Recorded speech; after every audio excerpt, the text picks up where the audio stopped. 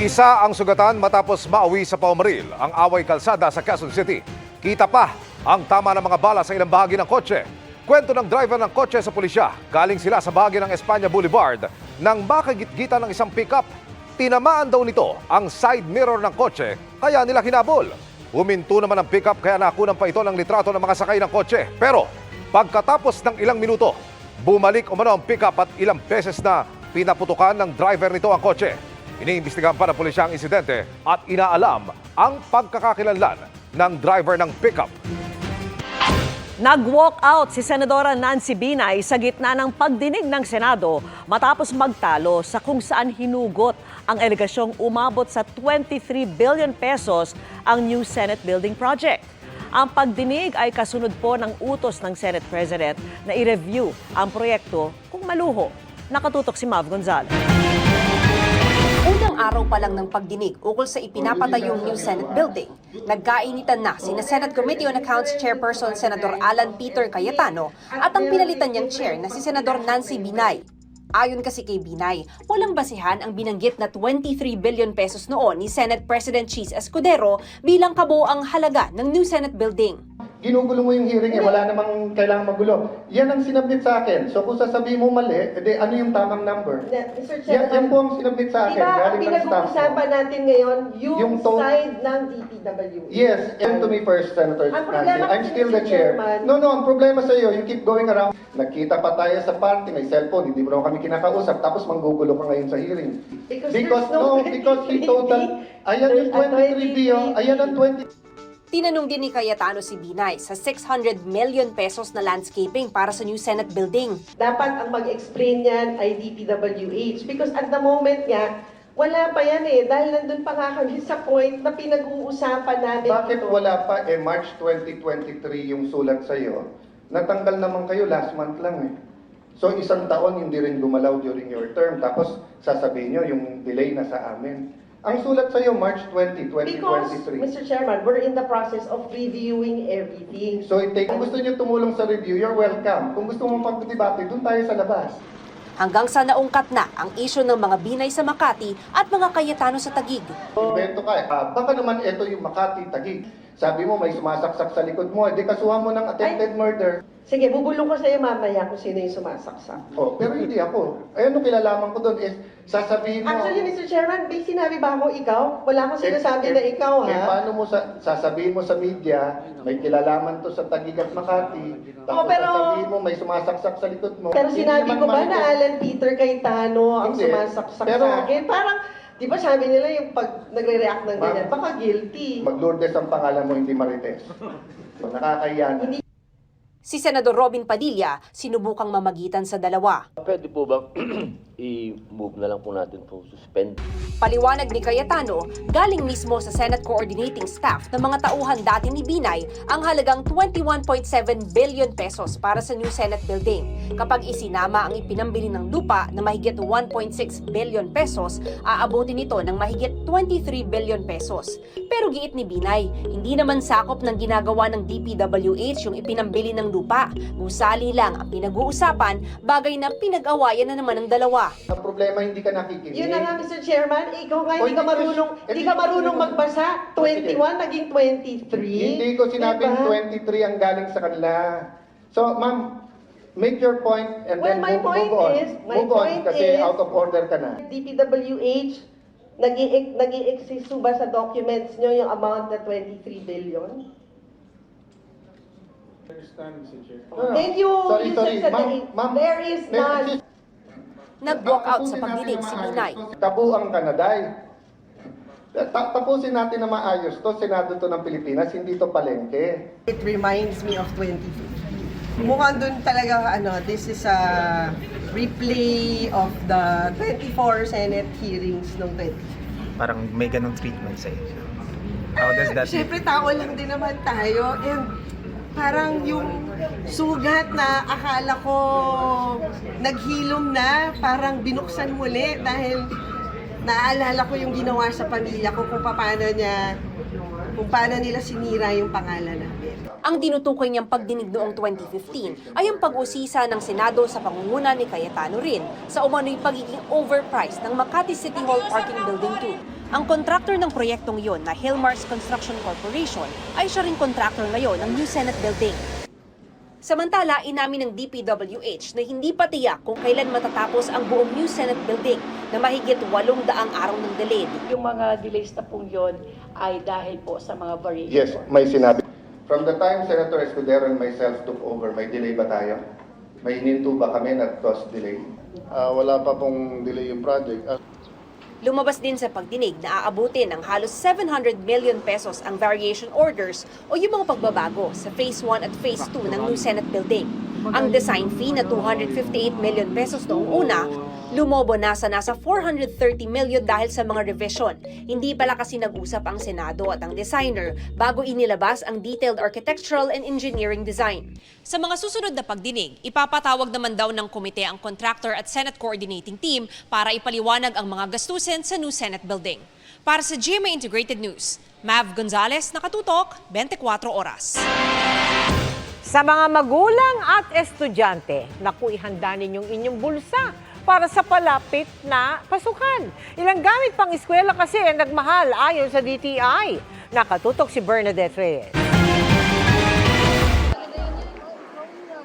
Kabilang sa dapat paghandaan ang dagdag budget para sa halos 30 school supply items na may taas presyo, bagamat mas marami ang mga items na nagmura ayon sa Trade Department.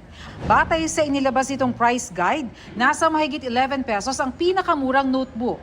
Halos 10 pesos naman ang pinakamurang pad paper para sa grade 1 to 4, habang halos 14 pesos para sa intermediate pad. Notebook man o pad paper, dapat may nakalagay na bilang ng pahina. Makakabili naman ng lapis sa halagang 11 pesos, habang 3 pesos ang pinakamurang ballpen. 12 pesos naman ang pinakamurang kahon ng crayons. Sa ilang tindahan sa Divisoria, wala pa naman daw paggalaw sa presyo ng school supplies, pero may diskarte ang mga mamimili para makatipid. Nagka-canvas po muna. Opo, yung pinakamura lang. Kasi meron pa po silang ibang mga school supplies sa bahay. So yung binibili ko lang yung mga wala na, ganun, para medyo makatipid. Sa ngayon pa lang mamili na sila kasi ibig sabihin may mga stock pa silang mabibili. Tsaka hindi pa masyadong pasukan. Paalala ng DTI, i-check ang label ng school supplies na dapat ay may pangalan at address ng manufacturer o importer. Iba-iba naman yan, makakompare nila yung prices. Ano? So may choice sila to go for the lower price or lowest price. Ano? Para sa mga nais ma-access ang price guide, naka-upload ito sa DTI website. Para sa GMA Integrated News, Bernadette Reyes, nakatutok, 24 oras. Kinumpiska ng Bureau of Customs ang 4 na yating ginamit umano sa pagbiyahe ng drogang nasamsam sa Alitagtag, Batangas nitong Abril. Napag-alaman ding banyaga ang may-ari ng mga yate pero inaalam pa kung may kinalaman siya sa mga kontrabando. Nakatutok si Oscar Oida. Aabot sa 4 na yate ang kinumpiska ng Bureau of Customs matapos umano nilang mapag-alaman na ginamit ang mga ito sa pagbiyahe ng 1.4 tonelada ng shabu papasok ng Batangas. Ang mga drogang ito ang naharang sa bayan ng Alitagtag nitong Abril. Yung intelligence group namin, siya enforcement group namin is in receipt of information na identified through our investigation and backtracking of the incident that transpired nung na-apprehend tong mga illegal drugs na to.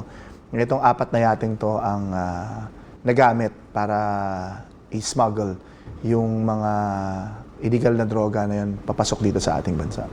Ang 4 na yate ay pagmamayari umano ng isang foreign national. Nais alamin ng BOC kung may koneksyon ba ito sa mga nasabat na kontrabando. Papatawag namin at iimbestigahan namin kung anong participation niya dito sa pagtatransport nitong mga illegal na droga na to.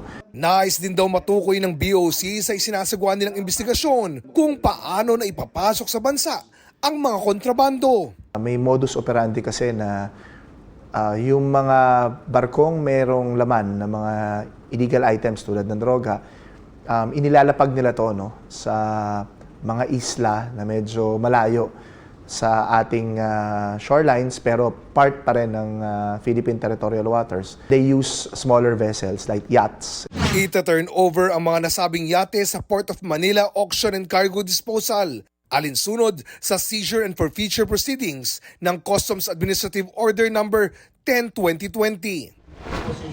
Ang mahigit 1 toneladang shabu na nasabat sa Alitagtag, Batangas ay kasama sa mga sinunog na droga ng PIDEA nitong June 6. Ayon kay PIDEA spokesperson at Chief PIO Derek Carion, dahil napresenta na sa korte, hindi na gagamiting ebidensya ang bilyon-bilyong pisong halaga ng droga. Para sa GMA Integrated News, Oscar Oida, nakatutok 24 oras. Tulad ng ipinagmamalaking kape ng Maramag Bukidnon, ang init ng pagtanggap ng mga taga roon kina Kylene Alcantara at Michael Sager. Nakisaya sila sa pista at sumubok din sa Kape ng Bayan. Yan ang report ni James Paulo Yap ng GMA Regional TV. Hindi napigilan ng malakas na ulan ang excitement sa pagdiriwang ng ika-68 na araw ng Maramag sa Bukidnon. Nagningning pang lalo ang selebrasyon sa pakikisaya ng cast ng upcoming GMA adaptation sa K-dramang Shining Inheritance na sina Kylene Alcantara at Michael Sager. Game na game si Michael na nakipag-selfie sa mga fans. Umapaw naman sa grooves ang dance moves ni Kylene.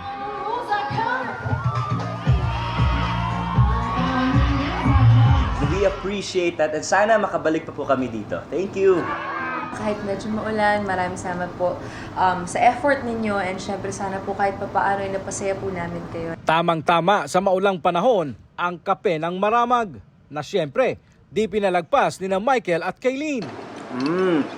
Sarap po. Yummy, yummy. Commercial yung pagkain. Very rich yung flavors. Yeah. Walang lasa po. Sa nature po na trabaho namin, I think it's Halos a must. araw-araw. Yeah, it's a must. Alright. That's why this one, it's really perfect. Because parang nakakabuhay po ito, nakakagising. Mula sa GMA Regional TV at GMA Integrated News, James Paulo Yap, nakatutok 24 oras. The war is definitely on para sa mga character ni Bea Alonzo at Carla Abellana sa Widow's War. Lalo't magkukrus muli ang landas nila sa episode ngayong gabi. Isa-isa na rin makikilala ang iba pang posibleng killer ni Paco Palacios. Makichika kay Aubrey Carampel. Rape niyo siya. Rape kayo. Di katanda ko kayo. Plot twists. Nanay ko. Eh, di ikaw na lang. Ay! Over plot twists. Ay! Sino tayo ba? Over plot twists. Ganyan ang gabi-gabing feel sa pinakabagong murder mystery drama series sa GMA Prime na Widow's War. Kung inakala na kasi nating FO o friendship over na ang karakter ni Bea Alonzo at Carla Abellana bilang sina Sam at George, ngayong gabi muling magkukrus ang landas ng mag-ex-BFF. George? Yeah. Lahat ng yan mangyayari sa pagpunta ng karakter ni Bea sa nakakalula sa ganda at laking Palacios Estate. Welcome to our home. Kung saan isa-isa na rin niyang mamimit ang pamilya ng boyfriend niyang si Paco Palacios, played by Rafael Rosel. Gaya ni Aurora, na ginagampanan naman ni Jean Garcia. Why are you here? Why are you with my son? Last time I worked with her, teenager pa ako. So ngayon na nakatrabaho siya, and I've always been a fan of Miss Jean. Napanood natin siya sa mga tumatak na characters in the past. So now that I'm finally working with her again, na-miss ko talaga. Nakuna na rin namin yung mga merong nagkakaroon ng mga sampalan, awayan na through words, tapos may sampalan, tapos merong nasasaktan, parang ganyan. Nagkakasakitan. Dahil kilalang malupit sa mga eksenang sampalan. Si Bea, nag-usap kaming dalawa. Sabi ko, Bea, ito gawin natin. Para yung merong konting sakitan pero at least hindi malala, alam mo yon. At saka controlled, nagkakaintindihan kaming dalawa kasi yun talaga yung importante. Respeto kasi yun. May pasilip na rin sa iba pang miyembro ng pamilya, gaya ni Rebecca, played by Rita Daniela. Iligtas mo yung sarili mo dito kung mamamatay ka. Mamamatay ka dito sa bahay na to! At Galvan, na ginagampanan ni Tonton Gutierrez. Nakita ko na ang ganitong bracelet before. Lahat sila posibleng maging suspect sa mangyayaring mga misteryosong pagpatay sa serye na maging ang cast, hindi rin daw alam kung sino ang tunay na killer. Which I think is good also kasi it keeps us all on our toes. Yung parang nagbibigay kami ng mga reaction na iisipin mo siya ba yung pumatay or hindi. Lahat merong parang darkness in them. May tinatago. Aubrey Carampel, updated showbiz happenings. Kalaboso ang isang pulis at 2 pa niyang kasabwat sa pagbebenta ng armas, kabilang ang isang may logo pa ng AFP. At nakatutok si Marisol Abduraman. Matapos makipagtransaksyon,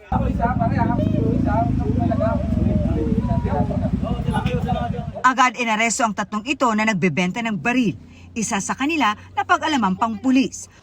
Nakuha sa grupo ang isang M16 na ibinenta ng 250,000 pesos. 90,000 pesos naman ang benta sa Glock na ito na meron pang logo ng AFP. Nakuha rin sa kanilang isa pang baril, mga bala, cellphone at iba pang gamit. Matagal na rin po itong minamanmanan ng ating mga kapulisan dahil nakakakuha na nga po sila ng mga confidential reports. Nag-test buy po yung ating mga kapulisan. Umabot daw ang transaksyon ng 2 linggo. Very discreet din talaga yan kung paano nila ilabas yung mga firearm. Actually, nilagay nila ito sa isang parang badminton bag. Kaya hindi mo siya mapansin na nandun pala long firearm. Nakausap ng GMA Integrated News ang mga suspects pero tumanggi silang magbigay ng komento. No comment po. Any comment, sir? Wala po. No comment po muna. Tiniyak naman ng SPD na mananagot ang kanilang kabaro. There's no sacred cow naman dito sa ating PNP at maiimbestigahan natin itong mga to at papailan po ng appropriate cases, administrative and criminal case po. Inaalam ng DSOU kung saan galing ang mga baril na ibinebenta ng grupo na sinampahan na ng reklamong paglabag sa Republic Act 10591 o illegal possession of firearms and ammunition. Para sa GMA Integrated News, Marisol Abduraman, nakatutok 24 oras. Nahuli ang pagsalpok ng isang motorsiklo sa isang SUV sa Dasmariñas sa Cavite. Sa kuha ng CCTV sa Congressional Road, kitang paliko na ang SUV papasok sa isang subdivision. Nang biglang sumalpok sa likurang bahagi nito, ang motorsiklong mabilis ang takbo. Sumemplang ang rider. Agad naman rumispondi ang traffic enforcer at rescue team. Nagkaareglo rin kinalaunan na ang magkabilang panig. Maayos na rin ang lagay ng rider. Nakabalik na sa bansa ang lahat ng mga tripulanting Pinoy na sakay ng MV Transworld Navigator na kinubkob ng grupong Houthi. Ligtas na nakauwi ang huling batch na binubuo ng 22 seafarers. Sinalubong sila ng mga tauhan ng gobyerno at isinailalim sila sa debriefing. Nakatanggap din sila ng tulong. Tila nabunutan naman ng tinik sa dibdib ang kanilang pamilyang nag-abang sa kanilang ligtas na pag-uwi. Noong linggo, dumating ang unang batch na may 5 tripulante. Punyo ng kubkubin ng grupong Houthi ang MV Transworld Navigator sa Red Sea. The wait is almost over dahil ilang minuto na lang ay makikilala na natin ang character ni K-Opa Kim Jisoo sa Black Rider. Pero bago yan, may pasilip muna sa kulit side ni Jisoo sa behind the scenes ng action series. Panoorin sa chika ni Nelson Canlas. Ang pagiging astig niya sa mga pinagbidahang K-drama. Dinala na ng Korean actor na si Kim Jisoo sa Philippine TV. You don't know me enough. Don't test my patience. Mapapanood na kasi ang karakter niyang si Adrian Park ngayong gabi sa Black Rider. Do not touch her. If you touch her, I will kill you. Kung sa series, seryoso siya at palaban bilang isang Phil-Korean assassin.